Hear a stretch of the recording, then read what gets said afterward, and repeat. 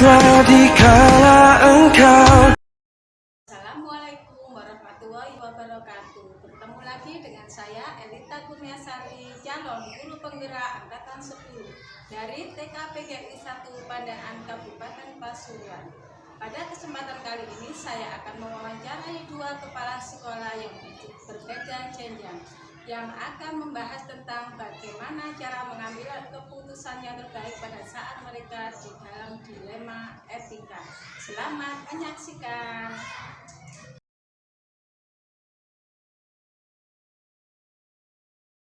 Assalamualaikum Bu Anis. Bagaimana kabarnya hari ini? Iya. Masih ada waktu ya Bu Anis ya? Insya Allah masih. Iya. Terkait dengan pembelajaran saya sebagai calon guru penggerak, di sini saya mempunyai itu Bu Anis, seperti apa itu namanya, seperti dilema etika seperti itu yang akan saya tanyakan ke Bu Anis selaku kepala sekolah TKPGI 1 Pandaan. Tentunya di setiap sekolah itu pasti ada yang namanya kasus ya. Pastinya Bu Anis sebagai kepala sekolah juga bisa mengantisipasi seperti itu ya.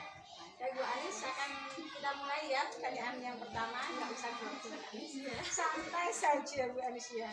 Selama ini bagaimana Bu Anis dapat mengidentifikasi kasus-kasus yang merupakan dilema etika atau bujukan moral? Identifikasi itu seperti saya lihat ada penyimpangan. Kalau sudah ada penyimpangan itu pasti ada kasus. Setiap penyimpangan itu apakah bisa diatasi Bu Anis? Bagaimana caranya Bu Anis untuk mengatasi penyimpangan tersebut?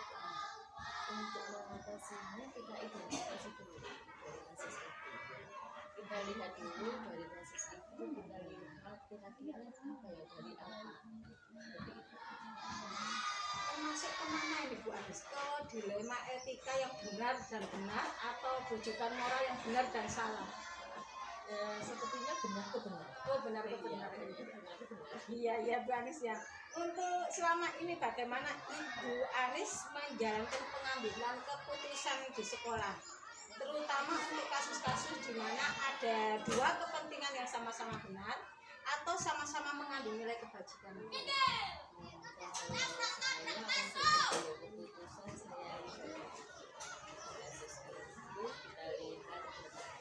Segi kepentingannya ya, tapi kita lihat dulu kepentingan itu berat, mungkin berat untuk dirinya atau Kalau menurut Bu Anis, manakah yang lebih penting antara lembaga dengan kepentingan diri sendiri Bu Anis? karena menurut saya kita lihat dulu kepentingan yang mempunyai kepentingan itu kita lihat dulu ya. Kalau misalnya lembaga itu bisa kita lihat dari kita kepentingan pribadi itu lebih penting ya kita Tetap kita lihat dulu ya, mana yang lebih penting seperti itu ya, baru kita bisa mengambil keputusan pada saat itu. Untuk langkah dan prosedurnya seperti apa yang biasa Ibu lakukan selama ini? Langkahnya apa? Terus prosedur yang digunakan itu apa? Seperti itu Pak. kalau langkah-langkahnya untuk melihat itu tadi ya semua itu enggak apa ya, memang nggak ada aturannya Bu ya, bukan tidak ada aturan, cuman tidak ada bagian tertulis, tapi kita lihat langkah-langkah yang kita bisa dari itu tadi, bisa dari wali murid ini mungkin apa namanya, dari hal yang ada keputusan ini ternyata tidak setuju, kita lihat dulu dari ini tadi, dari keputusan itu tadi apa yang kita lihat dulu. Tetap ya, kita harus mencari tahu dulu apa ya. Iya. Terus hal apa saja yang selama ini Ibu anggap efektif dalam pengambilan keputusan pada kasus dilema tersebut? Yang paling efektif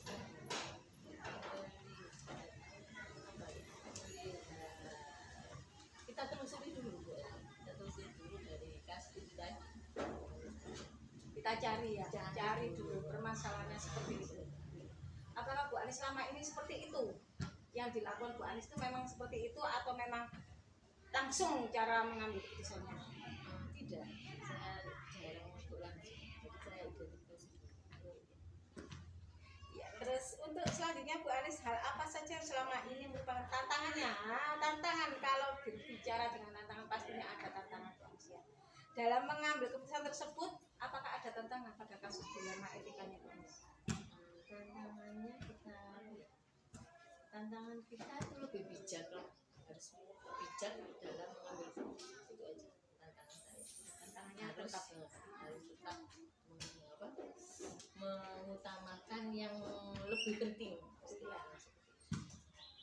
Terus menurut Bu Anis sendiri, apakah kepentingan yang dilakukan misalnya ya Bu Anis ya, seorang wali murid, nah, ibarat seperti itu, ada wali murid yang mengatakan Bu guru ini, terus yang satunya seperti ini, apakah Bu Anis langsung mengambil keputusan langsung ibaratnya itu langsung dimasukkan langsung, atau Bu Anis masih melihat dulu, dicari dulu atau gimana Bu Anis? Mesti saya cari dulu apa itu penyebabnya, dan kita lihat antara ini dan satu dan yang lainnya, kita lihat mana yang benar dan mana yang salah, bukan mencari benar salahnya, bukan, kita identifikasi dulu, baru nanti kita bisa mengambil keputusan. Ya, tetap kita cari dulu permasalahan ya. Terus untuk selanjutnya Bu Anis, apakah Bu Anis memiliki jadwal tertentu dalam sebuah penyelesaian? Apakah sama Bu Anis penyelesaian itu harus dijadwal ataukah harus ditulis dulu atau bagaimana Bu Anis? Tidak ada. Untuk kasus-kasus yang misalnya untuk wali murid dia tidak ada jadwal. Iya. Kalau yang saya selesaikan misalnya mengerjakan program ini ya ada jadwal, saya harus selesai untuk mengerjakan KSP, harus selesai pada ini, itu ya masih tidak ada jadwal tertulis sih, cuman di apa ya, di planning saya harus ada gitu. Kalau untuk kasus-kasus yang lain tidak. Berarti tidak ada penjadwalan. Tidak ada penjadwalan. Karena setiap kasus itu datanya tiba-tiba. Ya, betul. Untuk apakah Bu Anis langsung menyelesaikan di tempat?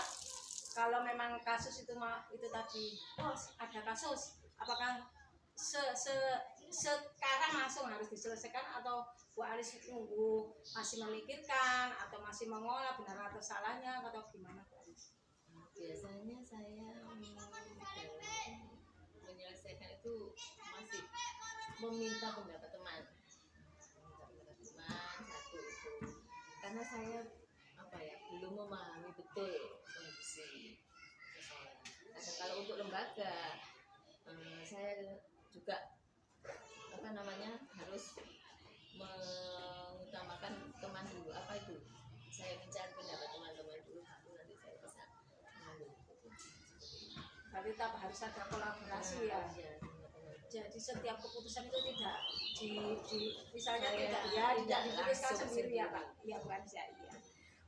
Untuk selanjutnya, apakah ada Bu Anis prosedur seperti apa yang Bu Anis jalankan?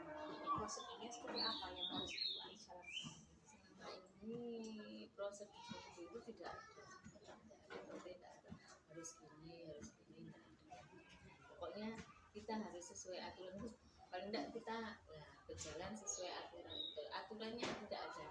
Terus pokoknya kita kan sebagai guru sudah punya kompetensi kan apa itu. Jadi kita harus sudah pegang. Jadi tidak ada yang harus kita. Nanti untuk selama ini Bu Anis sebagai kepala sekolah itu, menurut Bu Anis keputusan apa yang merasa Bu Anis itu masih di dalam hati itu, oh benar apa enggak ya? Apakah ada seperti itu Bu Anis? Terus bagaimana caranya Bu Anis untuk mengelola diri Bu Anis sendiri kalau memang keputusan yang sudah dikeluarkan tapi ternyata ada beban dari Bu Anis sendiri? Saya mengelola emosi saya sendiri. Karena saya jabatannya diminta jabatan dari kepala sekolah lah, itu tadi yang harus saya pegang. Saya memutuskan A kan, tapi kan A ini tidak saya kelola sendiri, saya juga mencapai. Jadi A sudah, setelah itu saya A lah, benar salahnya itu kan tergantung orang. Jadi saya bilang A sudah, nah saya sudah A sudah.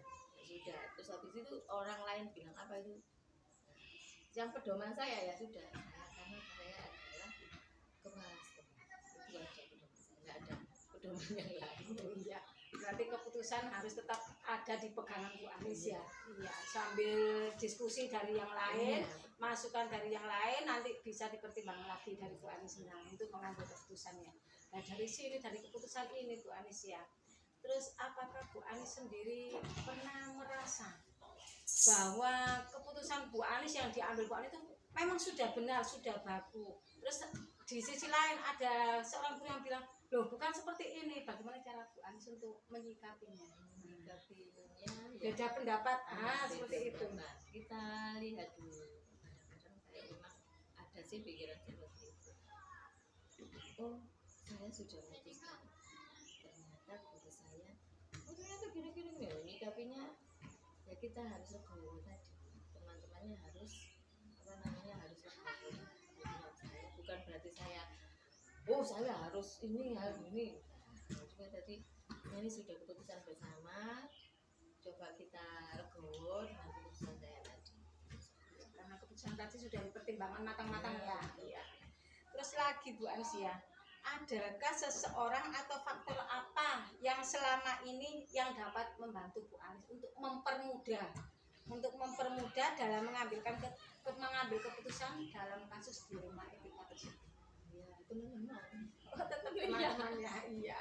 Terus apa lagi Bu Anis selain teman-teman itu, apakah ada lagi yang bisa membantu untuk mempermudah Bu Anis? Saya biasanya kayak teman-teman pribadi ya, di sekolah pribadi sendiri juga saya kadang-kadang ke teman-teman sesama ya sampai curhat lah. Oh, iya. Kalau ada masalah seperti ini seperti apa.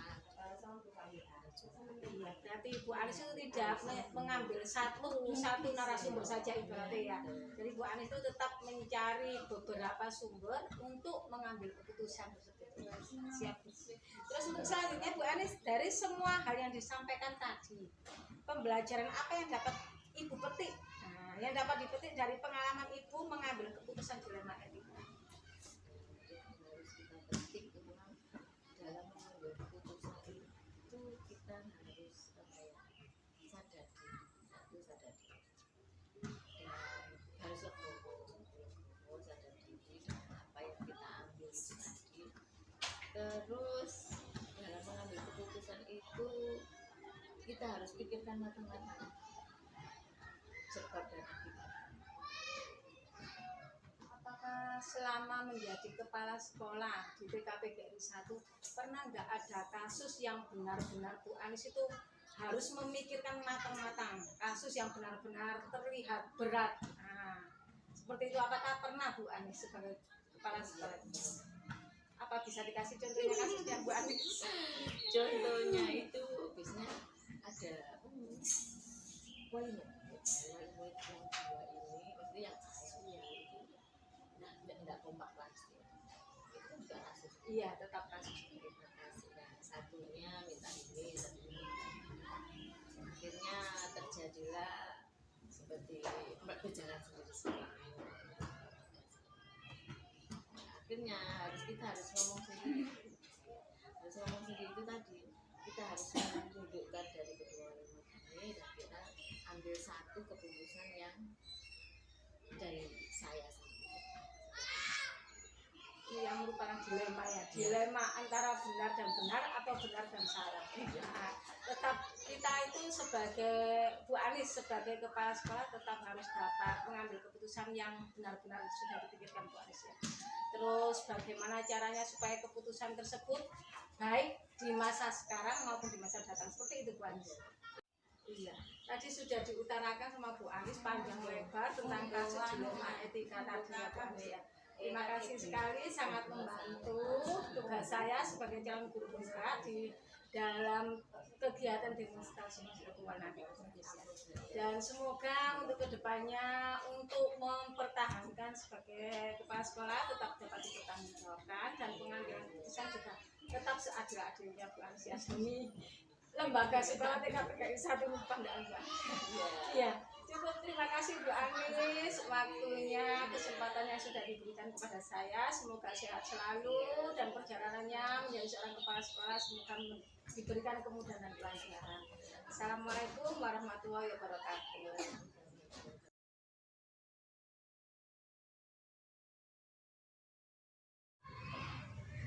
Assalamualaikum Pak. Waalaikumsalam. Ini Bagaimana kabarnya Pak hari ini? alhamdulillah baik. Iya. Untuk hari ini maaf Pak ya, saya mengganggu karena saya ada tugas dari Jalan Guru Penggerak untuk demonstrasi konstituan mewawancarai Bapak sebagai kepala sekolah SD. Iya. Sehat kan Pak ya? Alhamdulillah sehat. Waktunya juga banyak Pak ya? Banyak buat panjenengan banyak. Alhamdulillah Pak, terima kasih sekali Pak ya. Ini ada sedikit pertanyaan Pak ya, tapi Bapak pasti bisa kok karena selama ini Bapak kan sebagai kepala sekolah pasti dan tentunya mempunyai banyak kasus yang pastinya juga bisa diselesaikan oleh Bapak sendiri. Iya. Iya. Untuk hari ini pertanyaan saya itu yang pertama adalah bagaimana cara Bapak dalam mengidentifikasi kasus yang merupakan dilema etika atau rujukan moral. Bagaimana Bapak? Dilema etika ya. Dilema etika ini seingat saya itu kan terkait benar kasus benar. Iya. Ya, kalau rujukan moral ini yang apa ya, lebih ke personal ya, lebih ke perasaan. Kalau saya itu dalam menentukan itu dengan identifikasi secara langsung ke kasus tersebut. Apakah itu yang berbenturan adalah aturan dengan aturan atau memang itu dengan kepentingan. Kalau bagi saya itu kepentingan, ya saya anggap itu hanya rujukan moral saja. Tapi kalau memang itu aturan dengan aturan, saya anggap itu dilema etika dan memang harus kita carikan solusi untuk menyikapi masalah tersebut. Terima kasih Bu. Oh, seperti itu, Iya, Pak. iya. Terus untuk kasus di sekolah itu memang apa banyak tak Pak? Atau memang kasus itu selalu ada atau gimana Pak? Ada. Pada intinya begini sih Bu. Kasus-kasus yang terjadi di sekolah itu pada intinya kan karena dinamikanya personal. Pasti setiap guru, saya ambil contoh setiap guru pasti punya kepentingan. Ya, kepentingan di mana mungkin di suatu ketika itu ada guru saya yang izin karena ada kepentingan tertentu. Itu kan bentuk konsekuensi dari apa ya, dinamika sosial yang ada di guru tersebut. Kalau saya gambarnya begini sih Bu. Selama memang izinnya itu saya kembalikan ke kompetensi guru ya. Kompetensi guru itu ada 4 kan. Profesional, kepribadiannya, sosial dan juga pedagogik. Ya. Selama kepentingannya guru itu masih berhubungan dengan 4 ini, maka saya berikan izin. Saya berikan izin dengan syarat dan ketentuannya. Artinya mungkin kelasnya dititipkan atau mungkin sudah ada tugas yang dipersiapkan sehingga anak-anak tidak terlantar. Karena bagaimanapun juga kalau berkehidupan masyarakat itu tidak bisa terlepas dari itu. Seperti itu sih Bu saya kalau menyikapi masalah itu ya. Identifikasinya Iya, ya seperti itu. Untuk selama ini Bapak menjalankan pengambilan keputusan di sekolah Bapak, terutama untuk kasus-kasus di mana ada dua kepentingan yang sama-sama benar atau sama-sama mengandung nilai kebajikannya, bagaimana Bapak? Tergantung dampaknya Bu. Kalau itu sifatnya personal, maka saya lihat dampak di kemaslahatan yang bersama. Kalau lebih baik yang bersama, maka saya yang bersama. Yang bersama itu yang saya dahulukan.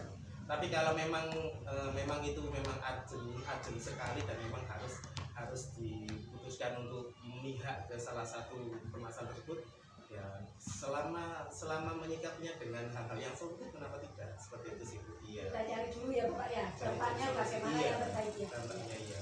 Untuk yang selanjutnya Bapak, pertanyaannya yaitu langkah-langkah atau prosedur apa yang biasa Bapak lakukan selama ini? Prosedurnya seperti apa, langkahnya seperti apa yang Bapak lakukan? Yang pertama saya bentukkan aturan dulu. Saya harus tahu aturannya dulu. Saya anggap beberapa permasalahan ya Bu, seperti saya pertama di sini tuh bermasalah dengan PKL waktu itu PKL. Saya lihat aturannya dulu. Ternyata memang aturannya ya sekolah ini secara tanggung jawab dari saya. Selama saya tidak menyalahi hak-hak mereka, saya berlakukan aturan. Meskipun waktu itu saya sempat di demo dan lain-lain, ya saya kembalikan lagi. Toh saya tidak melarang mereka berjualan. Saya hanya melarang mereka masuk di lingkungan sekolah karena memang itu mengganggu. Seperti itu. Jadi pertama saya ambil langkah itu selalu dengan aturan dulu. Baru setelah aturan ini nanti akan muncul mungkin beberapa solusi-solusi yang bisa kita ambil bersama, tentunya dengan kesepakatan bersama sih. Seperti Ya, itu. aturan ya Pak ya. Tetap Aturan. harus ada aturan di dalam sekolah ya Pak ya. Iya. Iya. Aturan. Terus untuk selanjutnya hal apa saja yang selama ini Bapak anggap efektif dalam pengambilan keputusan pada kasus dilema etikanya Pak? Iya, saya ngambil keputusan itu selalu berbasis di aturan tentang kepegawaian, aturan tentang tata kelola lembaga dan lain-lain. Kemudian pengambilannya harus berdasarkan solusi. Entah mana yang lebih fleksibel untuk kita ambil, itu nanti yang kita sepakati bersama seperti itu. Jadi tidak harus ini aturannya begini ya harus begini, tidak harus seperti itu juga. Tetapi memang dasar awal saya untuk berkacamata itu melalui aturan itu seperti itu. Aturannya harus sesuai semua ya Pak ya. Iya, Harus disepakati semua ya Pak ya. Iya. Untuk selanjutnya Pak, hal apa saja yang selama ini merupakan tantangannya Pak? Tantangan dalam mengambil keputusan pada kasus dilema etika. Tantangan itu begini Bu, tantangan itu baik benar kita itu setiap orang pasti menganggap baik benar juga. Ya. Artinya kita benar pun orang lain belum tentu menganggap benar. Kita salah pun belum tentu orang lain juga menganggap kita salah. Gitu. Artinya begini Bu, setiap permasalahan itu saya selalu mengambil dua tempat gitu. Andai saya yang ada di posisinya pihak yang bersangkutan, bagaimana saya menyikapi permasalahan dan bagaimana saya mengharapkan pemimpin saya memutuskan permasalahan saya. Saya selalu memakai dua itu. Jadi saya berposisi sebagai kepala sekolah, saya pun juga berposisi sebagai pihak yang mungkin bermasalah waktu itu. Nah dari situ terkadang itu ada hal-hal lain ya yang menjadi solusi untuk saya ambil. Oh seperti ini. Pasti permasalahan itu pasti ada di luar banding, pasti itu, tidak mungkin tidak, karena bagaimanapun juga kepentingannya setiap orang itu berbeda, kepentingannya lembaga itu berbeda. Selama ini sih saya selalu mengutamakan bahwa ini kepentingan lembaga, bukan kepentingan saya.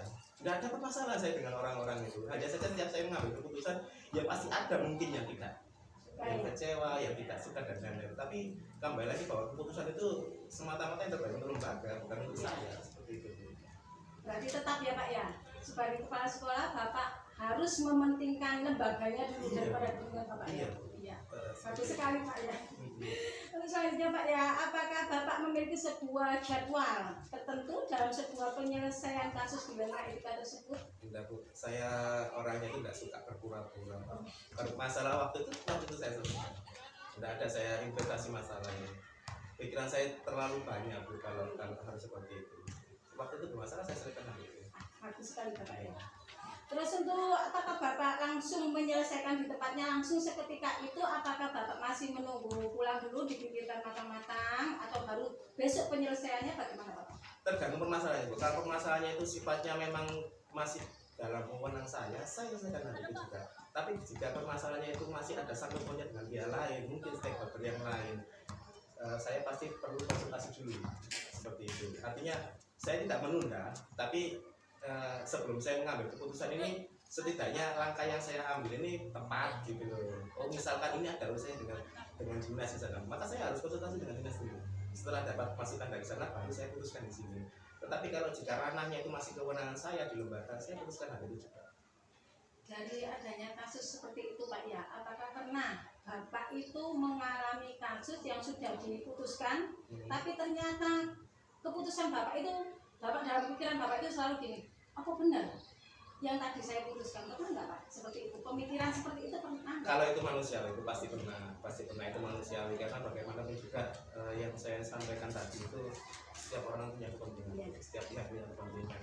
Permasalahan itu pasti karena ada kepentingan. Kembali lagi, selama memang itu untuk lembaga, ya masalah enak nggak enak ini apa ya perasaan Bu. Saya selalu memilah mana personal, mana itu kedinasan gitu. Selama itu memang kedinasan, ya sudah aturannya sudah jelas dan memang harus kita tegakkan aturan tersebut meskipun mungkin menyalahi personal seperti itu. Tapi jika memang itu bisa difleksibelkan untuk lebih memihak personal dan tidak sampai menyalahi aturan di lembaga, ya kenapa tidak gitu. Ya fleksibel saja, saya tidak takut juga. Siap Pak ya. Terus prosedurnya seperti apa apa yang Bapak inginkan? Nah, prosedur dari dilema itu tadi yang Kalau saya misalnya masalah itu selalu saya berikan kesempatan dulu pihak yang bermasalah itu untuk menyampaikan dari sudut pandangnya seperti apa sih yang diinginkan, kenapa diinginkan, dasarnya apa, kemudian apa yang diharapkan. Lantas saya berikan pandangan saya, bahwa di situ pasti ada diskusi. Diskusi itu tidak selalu berjalan lancar, bisa jadi juga enak, bisa jadi juga ada emosi dan segala macam. Ya, satu itu dinamika sosial. sosial ya, tetap yang kembali lagi ya Pak. Nggak masalah. Iya. Untuk pertanyaan selanjutnya Pak, apakah seseorang atau faktor-faktor apa yang selama ini mempermudah atau membantu Bapak dalam mengambil keputusan tersebut? Faktornya itu yang pertama itu saya dekat dengan pimpinan di dinas, sehingga jika ada permasalahan yang memang saya perlu dukungan, perlu lain-lain, saya mudah untuk mendapatkan hal tersebut. Hal tersebut memang saya perlukan, karena bagaimanapun juga kalau atas nama lembaga ini tidak sesederhana kita memutuskan A, B, C seperti itu, tapi juga ada hal-hal lain yang perlu kita pikirkan problem solvingnya. Kalau kita ambil keputusan A pasti ada dampak seperti ini. Nah, dampak seperti ini yang perlu kita pikirkan solusinya. Dan hal tersebut terkadang itu di luar kemampuan saya. Makanya saya perlu menjalin kerjasama yang baik dengan dinas, dengan pihak BM, dan itu semata-mata untuk itu, seperti itu. Selain dari dinas, apakah Bapak juga mengikut sertakan guru-guru Bapak untuk mengambil keputusan yang ada kasusnya di dalam lembaga sini? Kalau selama itu di dalam lembaga, saya sering menyampaikan ke teman-teman bahwa ada seperti ini, bagaimana. Sering juga saya ambil keputusan itu dari masukannya teman-teman. Bukan saya ini yang kaku tidak menerima keputusan, dan juga pasti masukan itu juga berarti bagi saya, seperti itu. Tetap kolaborasi Pak ya? Iya, kolaborasi. Untuk terakhir ya Pak ya, pertanyaannya ya, dari semua hal yang disampaikan Bapak tadi, pembelajaran apa yang dapat Bapak petik dari pengalaman Bapak mengambil keputusan di dilema etika tersebut? Pembelajarannya begini sih, Bu. Keputusan itu mutlak ya, untuk disepakati bersama, itu mutlak keputusan. Hanya saja sebelum mengambil keputusan itu banyak sekali jalan, banyak sekali tahapan yang perlu kita ambil, banyak sekali pertimbangan yang perlu kita masukkan, banyak sekali solusi-solusi yang perlu kita ambil, seperti itu. Nah, pengambilan itu memang tidak bisa kita libatkan emosi. Namanya kejelasan ya kejelasan. Kalau sudah bilang perasaan, nggak bisa masuk di situ. Jadi bagaimanapun juga pengambilan keputusan nomor satu ya pasti harus sesuai aturan, sesuai kebaikan lembaga, seperti itu. Orientasinya seperti itu. Jangan sampai keputusan itu hanya untuk menguntungkan pribadi. Itu yang saya ambil pelajaran dari situ. Bahwa apapun yang diambil, keputusan ini disepakati bersama. Enak ini semata-mata untuk kebaikan bersama, bukan untuk kebaikan satu atau dua orang saja. Iya, terima kasih Bapak ya. Dari tadi saya mendengarkan Bapak cara mengambil keputusan, cara menjawab itu sepertinya enak sekali didengar Pak ya. Tahap-tahapannya itu enak Tapi susah dirasakan. Iya Bapak ya. Memang sebagai kepala sekolah memang harus bisa mengambil keputusan apapun itu resikonya ya Pak ya. Iya. Terutama yang harus dipertimbangkan itu nomor satu lembaga daripada kepentingannya sendiri ya. Iya. Aturan juga nomor satu, tapi perasaan itu bagaimana Bapak? Perasaan yang bagaimanapun juga pasti mengikuti kan. Iya, terima kasih Bapak atas jawaban Bapak, atas kesempatan Bapak dan waktu Bapak, karena sudah meluangkan waktu untuk saya dalam hal wawancara seperti ini. Ya. Sama-sama. Terima kasih dan semoga Bapak sehat selalu dan pekerjaannya selalu lancar Bapak. Amin. Ya. Dan tetap menjadi kepala sekolah yang konsisten. Amin. Amin. Terima kasih Pak. Assalamualaikum warahmatullahi wabarakatuh. Waalaikumsalam.